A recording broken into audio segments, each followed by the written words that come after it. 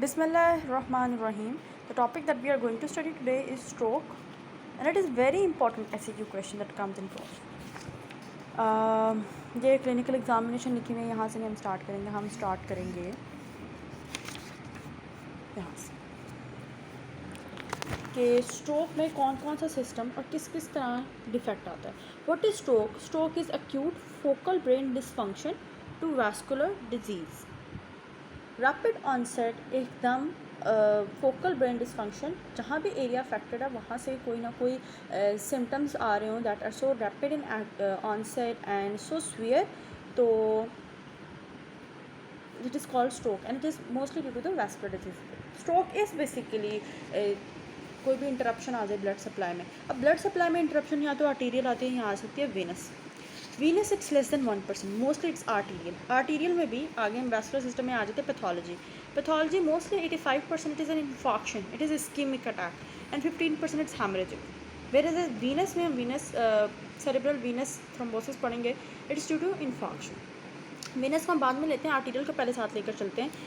Infarction कहाँ का होता है? या तो एंटीरियर सर्कुलेशन में आ सकते हैं, पोस्टीरियर सर्कुलेशन में आ सकता है. अगर तो एंटीरियर सर्कुलेशन में तो it leads to total anterior circulation stroke, या पार्शियल एंटीरियर सर्कुलेशन स्ट्रोक, या लैक्यूनर स्ट्रोक. लैक्यूनर स्ट्रोक जो लेंटिकुलर स्ट्राइएट वेसल जो सप्लाई करते हैं globus pallidus, putamen, caudate, nucleus को वगैरह. पोस्टीरियर वर्टिब्रो बेसिलर सर्कुलेशन में मसला आ जाए तो वो पोस्टीरियर सर्कुलेशन स्ट्रोक कॉज कर देती है. हैमरेज, ब्लड कहाँ से निकले?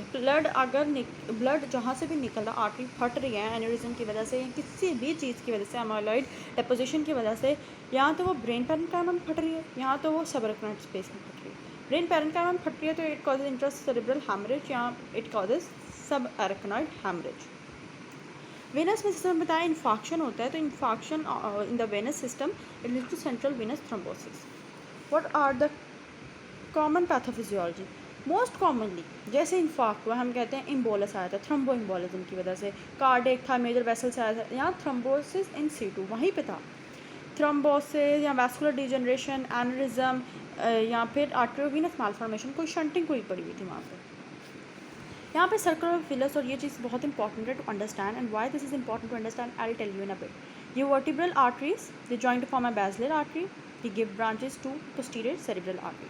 अब पोस्टीरियर सेरेब्रल आर्टरी देती है पोस्टीरियर कम्युनिटिक ब्रांचेस, जहाँ पे ब्रांच दे रही है ये साइट, इसको याद रखिएगा. आगे posterior communicating artery meets with the middle cerebral artery, that is the branch of internal carotid arteries. दो इंटरनल करोटिड आर्टरी जो नेक्स्ट में कोई ब्रांच लेती थी ऊपर आती हैं ब्रेन में, the divide the form an anterior cerebral artery and middle cerebral artery. Same way posterior communicating this point में मिडल सेरेब्रल से मिलती है, और मिडल सेरेब्रल दिस पॉइंट पे इंटीरियर सेरेब्रल से मिलती है. Again there is a branch, right? Just remember it in a while, I tell you. फिर एंटीरियर सेरेब्रल आर्टरी आगे से एक कम्युनिकेटिंग ब्रांच देती है, एंटीरियर कम्युनिकेटिंग आर्टरी. जहाँ जहाँ मैंने आपको कहा है कि जस्ट वेट एंड वॉच, यहाँ से ब्रांचेस निकल रही हैं, यहाँ से दो में डिवाइड हो रही है. जहाँ दो में डिवाइड हो रही है यहाँ पे berry aneurysm, circular aneurysm in the circle of Willis बनने के सबसे ज़्यादा चांस होते हैं. सबसे ज़्यादा it is in anterior cerebral artery, it's like about 25% या 30%. फिर 25% पोस्टीरियर कम्युनिकेटिंग में, 20% it's in middle cerebral artery. Fine. अब यहाँ पे उन्होंने साइड सर्कुलेशन शो की, मैंने लिखा हुआ था कि ये हॉरिजॉन्टल व्यू है, ये लेटरल व्यू है. साइड सर्कुलेशन के सेम. वेनस सिस्टम पे आ गए, नीचे से जुगुलर वेन आई, इसकी ट्रिब्यूटरीज में cavernous sinus drains into it, ये ट्रांसवर्स साइनस है, यहाँ से sigmoid sinus drains into it, and they form the superior sacral sinus anterior and posterior. So this is the venous circulation, nothing more. अच्छा, एक और बात. CT scan पे haemorrhagic infarction जो होगा वो वाइट शो होगा. हेमरेजिक जो होगा लीन, वो वाइट शो होगा, और जो ब्लैक लीन होगा वो इस्कीमिक यानी इन्फॉक्ट शो होगा. So coming back to stroke, what is stroke?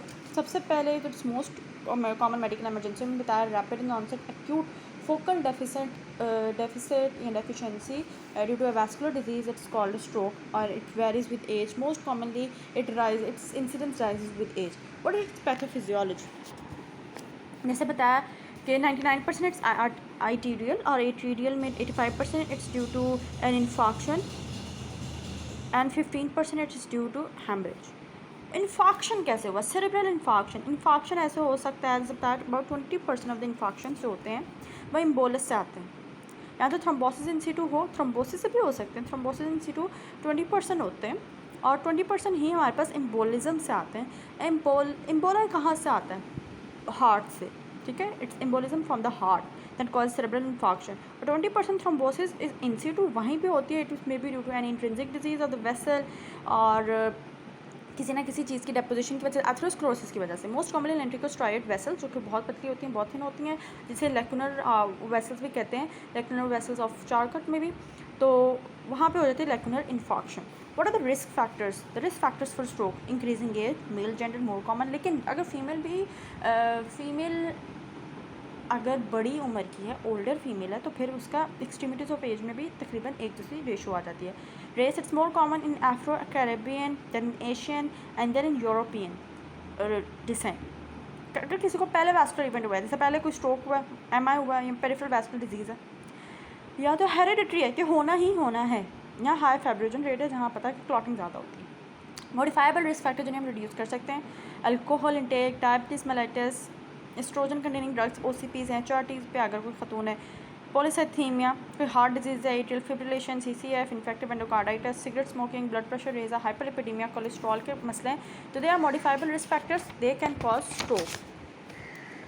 यहाँ पे एक चीज़ एक्सप्लेन की गई है, the haemostatic response to falling perfusion pressure in the brain following arterial occlusion. जो ही आर्टीरियल अकल्जन जो हुई, परफ्यूजन प्रेशर उसका आर्टरीज ऑक्लूड हुई, ब्लड प्रेशर कम हुआ, परफ्यूजन प्रेशर कम हुआ, आर्टरीज क्या करती हैं? वेजोडाइलेट करके मेंटेन करने की कोशिश, they try to make up the deficiency of the perfusion, blood flow eventually it starts decreasing, cerebral oxygen extraction, firstly it tries to जैसे आर्टरीज इर्द गिर्द की आर्टरीज शट डाउन होने लग जाती हैं, जो कि इतनी ज़्यादा वाइटल ऑर्गन्स को नहीं जा रही होती, ब्रेन चूँकि वाइटल ऑर्गन्स है उसको प्रोवाइड करना चाह रही होती हैं ऑक्सीजन, तो बाकी वेसल तो बंद हो जाती हैं ताकि ब्रेन की तरफ मैक्सिमम ऑक्सीजन जाए, but at a time comes when it also falls, and so is the case of cerebral oxygen metabolism, it also false.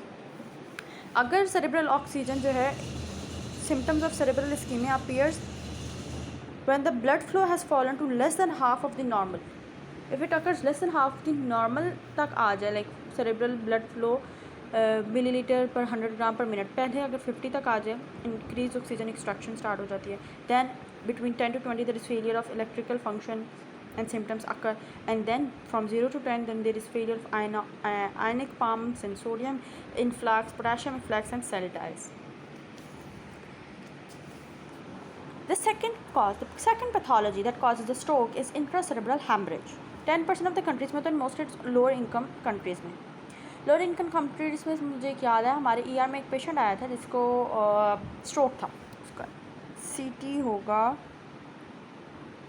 हाँ इस तरह का CT होगा कि उसका जो हेमरेज था ऑब्वियसली वो वाइट दिख रहा था, और तो सर ने हमें बताया कि मोस्ट प्रोबेबली उसको वो बेसिकली प्रेजेंट किया था RTA के साथ, तो सर ने हमें बताया मोस्ट प्रोबेबली ये हुआ होगा कि उसको पहले स्ट्रोक हुआ हो और फिर that led to an RTA। Stroke ने उसके जो है डिफरेंट जिस एरिया को अफेक्ट किया, उसकी मोटर सिम्टम्स दिए, and that led to an RTA, क्योंकि वो एक रिक्शा ड्राइवर था। अच्छा, mostly it is due to the subarachnoid haemorrhage intracerebral होता है, सबरेक्नाइड भी हो सकता है या ब्रेन पैरेन्काइमा भी हो सकता है। And what are the causes of the intracerebral haemorrhage? Intracerebral haemorrhage के causes depends upon the disease. अगर तो स्मॉल वेसल्स में डिजीज़ थी कोई ना कोई, तो द रिस्क फैक्टर्स में भी age, hypertension and high cholesterol. If amyloid angiopathy थी तो it's most probably familial, but that's rare. Impaired blood clotting, blood dyscrasia, anticoagulation therapy पे, थ्रोम्बोलिटिक थेरेपी पे, vascular anomaly, arteriovenous malformation, shunting हुई पड़ी हो, या कवर्नस हीमेंजियोमा हुआ हो, substance abuse, amphetamines, cocaine and alcohol, they are the most common substance abuse, so that can lead to an hemorrhage. What would be the clinical manifestation? सबसे पहले तो stroke के there would be rapid onset and focal deficit of the brain function. जहाँ भी हुआ वहाँ पे area जो डिफेक्ट में आया है वहाँ पे अच्छे खासे सिम्टम्स वहाँ से निकलना शुरू होंगे, और there will be negative symptoms ये हैं कि there will be abrupt loss of function. Positive symptoms नहीं आएंगे, जैसे पॉजिटिव सिम्टम्स लाइक अनकॉन्शियसनेस होना, नॉर्मल मूवमेंट देना बॉडी की, नहीं। सबसे पहले नेगेटिव सिम्टम्स आएंगे, there will be loss of the movement, और अगर उसके साथ कन्फ्यूजन आ रही है तो फिर ठीक है। लेकिन अगर इफ़ यू फाइंड दैट कि जो है कन्फ्यूजन बहुत ज़्यादा, डिजीनेस बहुत ज़्यादा, एमनीजिया, सिंक भी बहुत ज़्यादा है। It might be due to non stroke symptoms. जैसे मैं बताती हूँ, देयर आर डिफरेंशियल डायग्नोसिस, हम डिस्कस करते हैं differential diagnosis of stroke and transient ischaemic attack. There are some structural causes that mimic stroke and there are some functional causes that mimic stroke. Not everything that, not every unconsciousness and focal deficit that is stroke.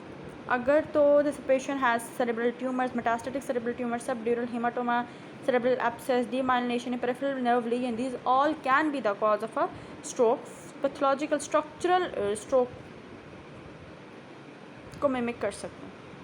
And then there can be disease like Todd's, paralysis, migraines और या hypoglycaemia इतना शिद्दत में गया कि person dizziness, amnesia, सिंकापी में जा रहा है और अजीब अजीब एबनॉर्मल मूवमेंट्स दे रहा है, Meniere's disease, conversion disorder that is psychological and encephalitis, तो they are the functional causes that mimic stroke.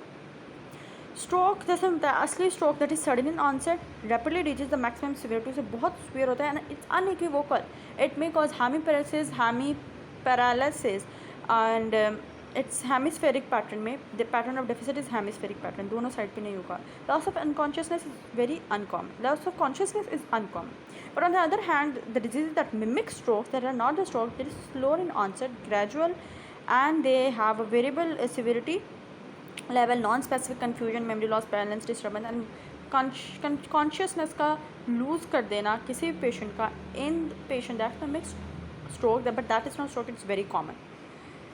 अच्छा, डिफरेंट टाइप्स के स्ट्रोक होते हैं। अगर एक stroke it's less than 24 hours, it last less than 24 hours, then it's not a stroke, it's transient ischaemic attack. If it last for more than 24 hours, then it's stroke. अगर stroke के symptoms जो हैं progress करें आहिस्ता आहिस्ता, may be due to worsening, increase in the volume of infarction, haemorrhagic transformation और increasing cerebral oedema, then it is progressing stroke. लेकिन अगर एक अच्छा सा स्ट्रोक अच्छा बच्चा बन के वहीं परसिस्ट करता रहता है, it's not progressing, then it's a complete stroke. What investigation that would you carry out, that depends कि आप क्या सोच रहे हैं। सबसे पहले किसी भी पेशेंट के आपने स्ट्रोक में उसके तो सीटी कराना ही कराना है, that would give you a hint कि वैस्कुलर लेजन है, obviously it's a vascular lesion. Then that will tell you if it's haemorrhagic और ischaemic. Why? If it's haemorrhagic आपको वाइट कलर का हेमरेजिक स्पॉट नज़र आएगा in CT, but if it's ischaemic आपको black colour का spot नज़र आएगा। Then you will check कि क्या आया, ये सबरकनट हेमरेज की वजह से तो नहीं है। सबरकनट हेमरेज तो कैसे चेक करेगा, आगे हम देखेंगे। Will take a CT and if the CT comes negative 12 hours के बाद हम उसका लंबर पक्चर लेंगे। इफ इट शोज ब्लड और xanthochromia, then we are sure then it's because of subarachnoid haemorrhage. But if we cannot get any specific finding that dictates us to subarachnoid hemorrhage after 12 hours CT और CSF भी negative आ रहा है, then it's not subarachnoid hemorrhage। अच्छा, अगर ये infarction था तो infarction में इम्बोलस आया कहाँ से? हार्ट से आया। इको कराएं 24 आवर्स, ECG कराएं और देखें, चेक करें। वैस्कुलर डिजीज़ था तो ब्लड वेसल में मसला क्या हुआ, ब्लड वेसल को देखने के लिए we go for MR angiography, CT angiography and duplex ultrasound of carotids. Are there any risk factors? What is the age of the patient? What is the lipid status of the patient? What is the serum cholesterol level of the patient? Blood glucose, diabetes तो नहीं है, CBC of the patient, ESR raise तो नहीं है, serum protein इलेक्ट्रोफ्लोरेसिस या उससे कोई clotting या थ्रोम्बोफिलिया की डिसऑर्डर तो नहीं है। We will check this, we will investigate this. फिर यहाँ पे हमने बताया हुआ क्लिनिकल सिंड्रोम, जैसे अगर टोटल, जैसे मैंने बताया कि जिस जिस एरिया में मसला होगा वहाँ में इन्फाक्शन या हेमरेज होगा, वहाँ मसला आएगा। टोटल इंटीरियर सर्कुलेशन में आप देखें, ये ऑप्टिक रेडिएशन, फेस, आर्म, ये सारा एरिया यहाँ तक मसला में आया हुआ है, यहाँ पर उन्हें स्ट्रोक हुआ है। तो ऑब्वियसली लेफ्ट साइड पे हुआ है तो right side cat will lead to hemiparesis, hemi sensory loss and homonymous hemianopia, optic radiation. अगर पार्शियल इंटीरियर सर्कुलेशन में डिफेक्ट है सिर्फ आर्म में, तो दूसरी साइड का आर्म में मसला आएगा, बाकी इतने मसले नहीं जाएंगे। टोटल ये पूरा पोर्शन जो है यहाँ पे आके अगर डिस्टर्ब होता है, it's mostly because of the middle cerebral artery occlusion, यहाँ पे जैसे branch of the middle cerebral artery occlusion या इंटीरियर सेरेब्रल आर्टरी ऑकल्जन। अगर तो लैक्यूनर स्ट्रोक को है, जैसे लैक्यूनर आर्टरीज कहाँ सप्लाई करते हैं, मेजर मोटर वो न्यूक्लियर पे, तो जहाँ पे अगर है तो it will cause pure motor stroke या प्योर सेंसरी स्ट्रोक या sensory motor stroke, it depends वो किस एरिया को इफेक्ट करता है। Mostly because of the lacunar arteries में थ्रोम्बोसिस ज़्यादा है। और अगर जो है ये पोस्टीरियर सर्कुलेशन स्ट्रोक है, तो इसका मतलब पोस्टीरियर सर्कुलेशन कौन सप्लाई करता है? Posterior circulation supply by the vertebral basilar artery या पोस्टीरियर सेरेब्रल आर्टरी के टेरिटरी में है, तो दे causes either infarction and hemorrhage due to embolism या thrombosis in situ, तो it will lead to, उनके पीछे की तरफ पीछे ऑप्टिक रेडिएशन होती हैं, they lead to homonymous hemianopia, cerebellar syndrome and cranial nerve syndrome because cranial nerves exit from here। जो सारा जो है उसका फोरामन मैग्नम, वहाँ से सारी नर्व्स एग्जिट करती हैं। What are the causes and investigation of acute stroke in young patient, वही मैंने सारा आपको एक्सप्लेन किया कि अगर एम्बोलिज्म है you will go for echocardiography, अगर तो कोई ना कोई से डिफेक्ट है, you suspect homocystinuria, will go for checking the amino acid level in the urine. Arterial dissection है तो MR एंजियोग्राफी कराएंगे।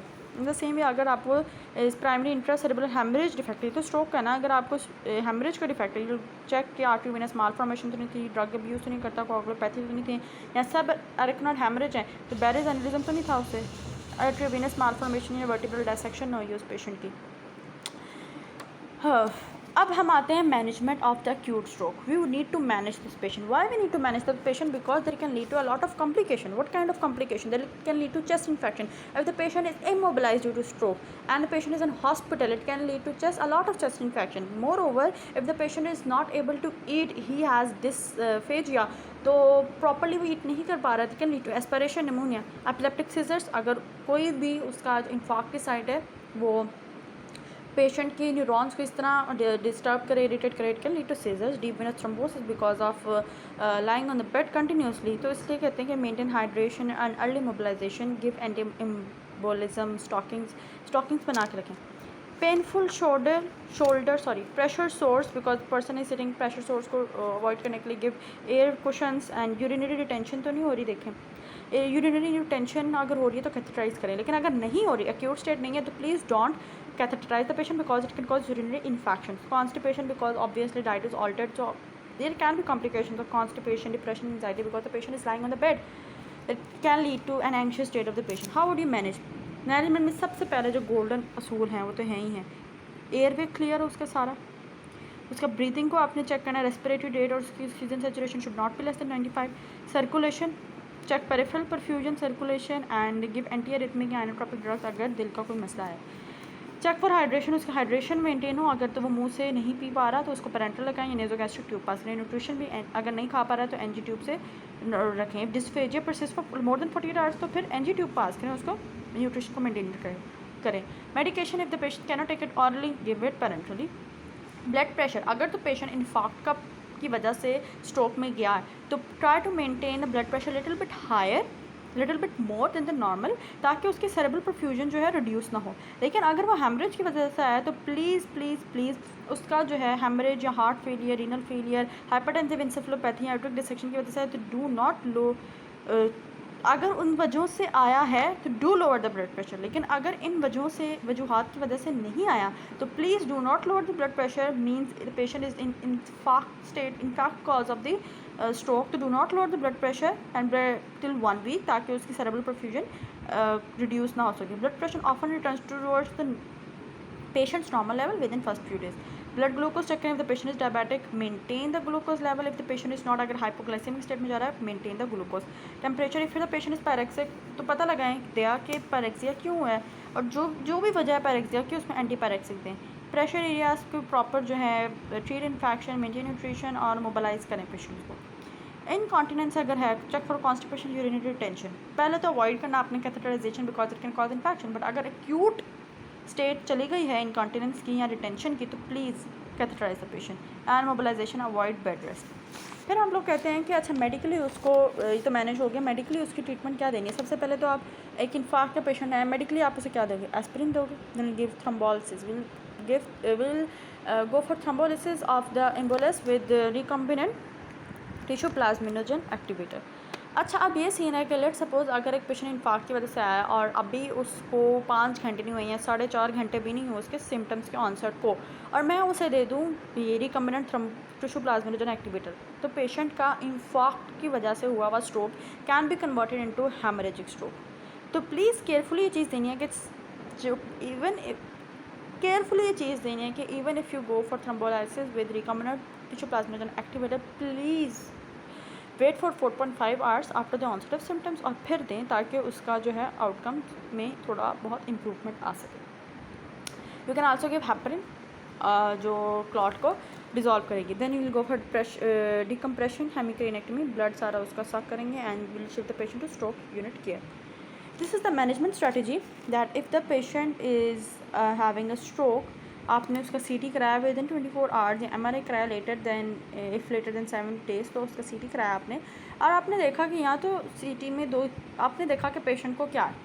अगर तो पेशेंट को हेमरेजिक कॉज है तो हम इस चीज़ को फॉलो करेंगे, और अगर एक पेशेंट को इस्कीमिक कॉज है तो हम इस फ्लो चार्ट को फॉलो करेंगे। अगर तो पेशेंट को हेमरेजिक कॉज है तो please lower the blood pressure, how, by giving thyroid, diuretic, ACE inhibitors and other agents. और उसकी लाइफस्टाइल मॉडिफिकेशन, स्मोकिंग को कम करवाएं, सॉल्ट, वाटर, अल्कोहल इंटेक को कम करवाएं, ask the patient to lose weight and increase in the lifestyle modification में उसके एक्सरसाइज को बेटर बनाएं। लेकिन in case you get to know that the patient has stroke due to ischaemia, या उसे ट्रांजिएंट इस्कीमिक अटैक बिगड़ के ischemia में आ गया। अब इस्कीमिया हुआ तो हुआ क्यों? इन्फाक्ट आया, इन्फाक्ट एम्बोलस की वजह से आया, थ्रोम्बोसिस की वजह से आया। अगर तो एम्बोलस की वजह से आया, चेक हार्ट, ECG करा के देखें, और ECG ना, अगर तो वो आया थ्रोम्बोसिस की वजह से तो कैरोटिड डिप्लेक्स करा के देखें कि ब्लड वेसल्स की हालत क्या है। आपने कैरोटिड डिप्लेक्स करवाया, ब्लड प्रेशर की हालत क्या, और आपने देखा कि माशाल्लाह से ऐसे मतलब बहुत बुरी हालत हुई हुई है, स्टेनोसिस हुई हुई है, greater than 70% of the coronary arteries of the blood vessels, तो you will go for carotid endarterectomy, काट देंगे एंडार्टेक्टमी, आर्टरीज को काटेंगे and you will clear them out. Will give, first of all you will give antiplatelet drugs like aspirin, clopidogrel and dipyridamole, and then you will treat the patient through this scheme. लेकिन अगर आपको ECG कराते हैं और आपको पता लगता है, अगर आपको पता लगता है कि साइनस रिदम है, हार्ट ठीक है, तो फिर भी आप एंटीप्लेटलेट ड्रग्स देंगे। क्यों? क्योंकि उसको स्ट्रोक तो हुआ है ना, तो मेडिसिन तो आपने देनी है। लेकिन अगर आपको पता लगता है कि वाओ दया, यहाँ पे तो हमें मिल गया इसका cause, that is atrial fibrillation, then you what you will do, fibrillation को कैसे कंट्रोल करेंगे? ऑब्वियसली आप पहले फिब्रिलेशन का कॉज पता लगाएंगे, क्या आया दिल में मसला आ रहा है, वो कैसे आ रहा है, दिल में मसला किसी थायराइड की वजह से तो नहीं है, they will go for thyroid function test and echocardiogram, and then you will go for we will go for cardioversion and antiarrhythmic drugs, ताकि उसका ब्लड प्रेशर, जिसका हार्ट जो उसका कंट्रोल में रहे, उसका साइनस रिदम मेंटेन हो। एम्बुलेंस को डिज़ोल्व करने के लिए you will give blood thinners. अगर तो पेशेंट को कोई मसला, कोई कॉन्ट्राइंडिकेशन नहीं है और उसे वैसे मैकेनिकल वॉल्व्स, प्रोस्थेटिक वॉल्व्स लगे हुए हैं, यू कैन गिव वार्फरिन, ऐसे बिल्कुल बिंदास हो। And you'll ask the patient to lower the cholesterol levels and you can give warfarin and then you can shift it to antiplatelet drug. लेकिन अगर उसे कोई ना कोई कॉन्ट्राइंडिकेशन है तो वार्फरिन, लाइक ब्लीडिंग डिसऑर्डर है या पिन स्ट्रिंगिंग का वो आदि है, तो will give directly antiplatelet drugs, that is aspirin, clopidogrel and dipyridamole. What are the strategies for secondary prevention? ये तो हुआ ना, पेशेंट आया तो आपने उसे फ़ौरन जो है उसको ट्रीट किया। सेकेंडरी प्रिवेंशन कैसे करेंगे? जैसे मैंने बताया यहाँ पे कि आप उसके लॉन्ग टर्म के लिए एंटी प्लेटलेट ड्रग्स देते हैं, लाइक क्लोपिडेग्रॉल, एस्पिरिन या dipyridamole. Will give statins to decrease serum cholesterol level, anticoagulants with warfarin therapy या कैरोटिड एंडार्टेक्टमी, जो कि इस्केमिक स्ट्रोक या ग्रेटर देन 70% अगर स्टेनोसिस हुई तो उसको ट्रीट करती है। So this was all about stroke. जज़ाकल्लाह खैर।